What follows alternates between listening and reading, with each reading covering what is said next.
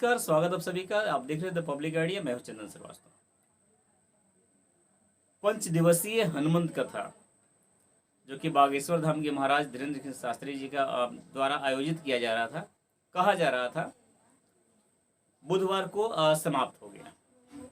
और इस कथा के दौरान जब से बागेश्वर धाम के महाराज धीरेन्द्र सिंह शास्त्री की बिहार आने की बात बनी थी, जब से सूचना फैला था, जब से खबरें फैली थी, तब से विवाद इतना बढ़ गया था बिहार में, और अब भी है। रोकने की कोशिश हुई कि बिहार में आकर दिखाएं, नहीं आने देंगे। बाबा आ गए, एयरपोर्ट पर रोक देंगे, एयरपोर्ट पर बाबा आ गए। कथा का आयोजन नहीं करने देंगे, कथा का आयोजन भी हुआ। और कथा में जिस तरह से भीड़ आया, उसको तो पूरी दुनिया देखी, पूरा देश के लोगों ने देखा। कितना बड़ा जनसैलाब, जो कि न किसी नेता के भाषण में आता है, न किसी सेलिब्रिटी के प्रोग्राम में आता है, न किसी क्रिकेटर के। अब कहीं पे ऐसा जनसैलाब नहीं देखने को मिलेगा कि एक साथ एक मंच के सामने, जहां पर कि 3.5 लाख 3 से 3.5 लाख श्रद्धालुओं को आने की व्यवस्थाएं की गई थी। ऐसा उम्मीद था कि 3 से 3.5 लाख लोग वहां पर आएंगे, और वैसे स्थान पर जहां पर कथा का आयोजन किया जाता, वहां लगभग 12 लाख 10 लाख लोग प्रतिदिन रहे हैं। तो इस तरह से आप देख सकते हैं कि कितनी बड़ी लोकप्रियता थी धीरेन्द्र सिंह शास्त्री का, और कितना बड़ा तमाचा लगा है उन विरोधियों पर, उन आतताइयों पर, जो कि इनको रोकने का प्रयास किए। बहुत सारे प्रयास किए गए, आप सबको पता है। बयानबाजी किए गए, ढोंगी है, आसाराम है, राम रहीम है, ये कुछ नहीं आता, ये मतलब संत हो ही नहीं सकते हैं। इसके बाद डीएसएस टीम का गठन किया गया। डीएसएस टीम तो समझिए है, जो कि लालू यादव के बड़े पुत्र है ना, तेज प्रताप ने एक टीम का गठन किया था, और आरएसएस के नाम पर डीएसएस रखा था। डीएसएस और आरएसएस में क्या फर्क है बेसिकली, इसके लिए मैंने एक वीडियो को अपलोड किया था कि आरएसएस और डीएसएस में क्या अंदर, आप उसको देख सकते हैं, समझ सकते हैं कि क्या फर्क है दोनों में, आरएसएस और डीएसएस में। डीएसएस टीम का गठन किया गया।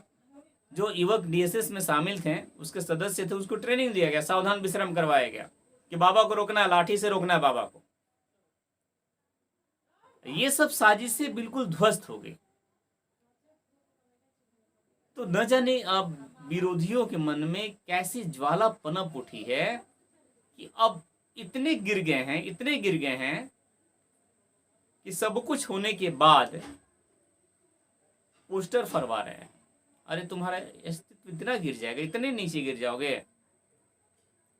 पोस्टर फरवा रहे हैं, कालिख पुतवा रहे हैं पोस्टर पर।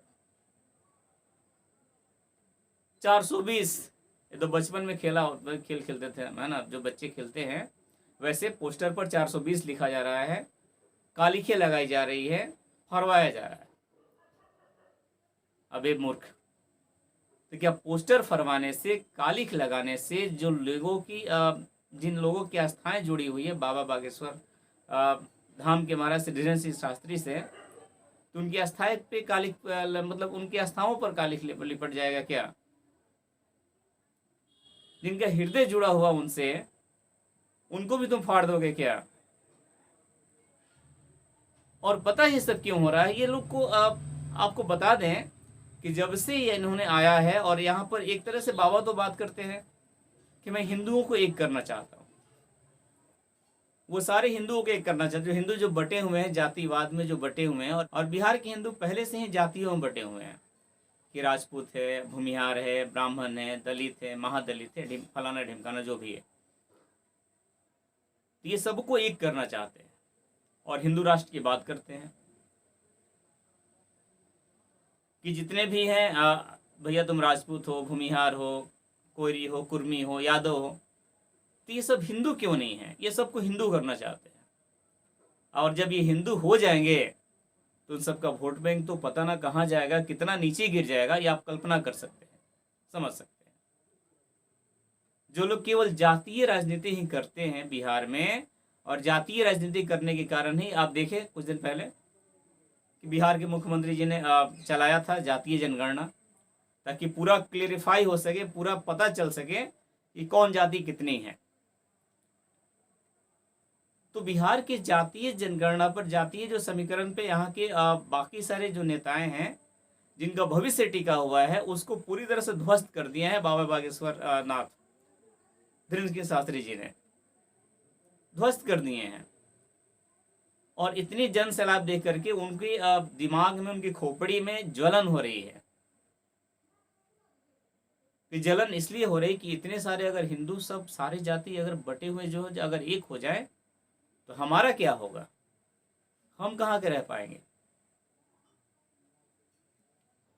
आप किसी कास्ट में नहीं देखे होंगे, आप किसी धर्म में नहीं देखे होंगे, मुसलमानों में ले लीजिए, उसमें भी अनेक जातियां होती है, लेकिन वो तो ऐसा नहीं करते हैं। आप उनको मुस्लिम नाम से पहचानते हैं, आपको पता भी नहीं होगा कि कौन मुस्लिम कौन जाति का है। ईसाइयों में नहीं होता, सिख में नहीं होता, हिंदुओं में क्यों ऐसा है? इसको बांटा गया है ना, कि अब ये राजपूत है, भूमिहार है, इनका वोट इसको जाएगा, इनका वोट इसको जाएगा। और बाबा इसी का मतलब एक करने की बात करते हैं, तो भैया जलन तो होगी ना।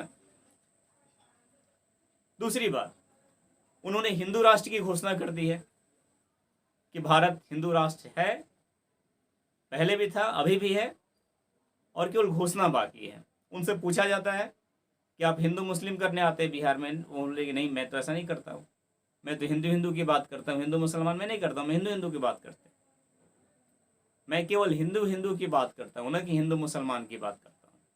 ऐसा बोलते हैं धीरेन्द्र सिंह शास्त्री जी ने।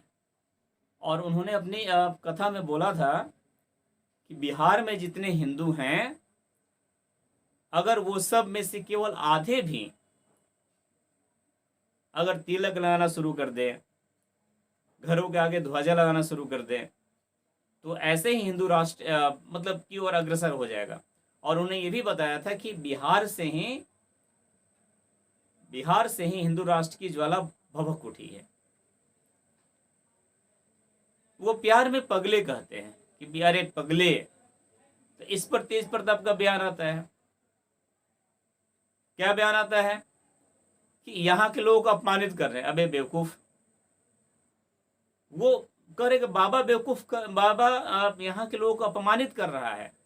तुमको एक धर्म गुरु, एक ऐसे सनातनी, एक ऐसे संत के प्रति क्या ऐसी वाणी शोभा देती है कि रहा है बोल रहा है, तुम अरे तेरे बोल रहा है।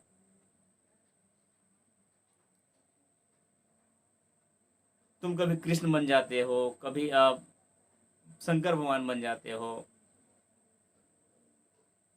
अपने आप को बताते हुए यदुवंशी हैं। तुम क्यों नहीं कोई बात उठा देते कि वहां पर मथुरा में मंदिर बनना चाहिए? तुम क्यों नहीं हिंदुओं को एक साथ होने की बात करते हो? तुमको क्या आपत्ति है इससे? आपने देखा होगा कि हिंदुओं में पहले से एक ऐसी मानसिकता भर दी गई है जिससे हिंदू अपने जातियों में बटा दिखता है, और इसी को एकजुट करने की बात करते हैं धीरेन्द्र सिंह शास्त्री जी। यहां तक कि ये लोग तिलक लगाने में शर्माते हैं, कलावा बांधने में शर्माते हैं। कोई अगर पूजा पाठ हो तो उसमें धोती कुर्ता पहनने में शर्माते हैं, जबकि दूसरे धर्म के लोग इसमें ऐसा करने में गर्व महसूस करते हैं। आप देखिए ईद के दिन या ऐसे भी जुम्मे उम्मे के दिन देखिए, मुसलमान अपना जो लोग हैं जालीदार टोपी पहन के सड़कों पे चलता है लोग। कहीं कोई शर्मे की बात नहीं है, उसको गर्व होता है कि हम जालीदार टोपी पहने हैं। लेकिन इनको, हिंदुओं को तिलक लगाने में शर्म आती है। अरे भाई हम टीका कैसे, तिलक कैसे लगाएंगे, कलावा क्यों बांधेंगे? तो ये सब सुधारना होगा, और यही सब सुधारने की बात कर रहे हैं धीरेन्द्र सिंह शास्त्री जी, जो कि नहीं पच रहा है। जितने भी विरोधी हैं नहीं पच रहा है, क्योंकि अगर ऐसा हो जाएगा तो उनकी पॉलिटिकल करियर एकदम ध्वस्त हो जाएगी, समाप्त हो जाएगी। और ये जो तुम लोग कर रहे हो ना, कालिख पोत देना, 420 लिख देना, बैनर फाड़ देना, इससे तुम्हारा अस्तित्व पता चलता है, लेवल पता चलता है, तुम्हारी कैटेगरी पता चलती है, और तुम्हारा वास्तविकता पता चलता है पूरे देशवासियों को। इस वीडियो में इतना ही। आप अपनी राय कि ये जो कुछ भी हुआ ये कहाँ तक सही है, कहाँ तक गलत है, सही हुआ कि गलत हुआ, क्या ऐसा होना चाहिए था, अपनी राय आप कमेंट बॉक्स में जरूर लिखिएगा। वीडियो का अंत तक बनने के लिए बहुत बहुत धन्यवाद आप सभी का। आप देख रहे थे पब्लिक आइडिया, मैं हूं चंद्र श्रीवास्तव।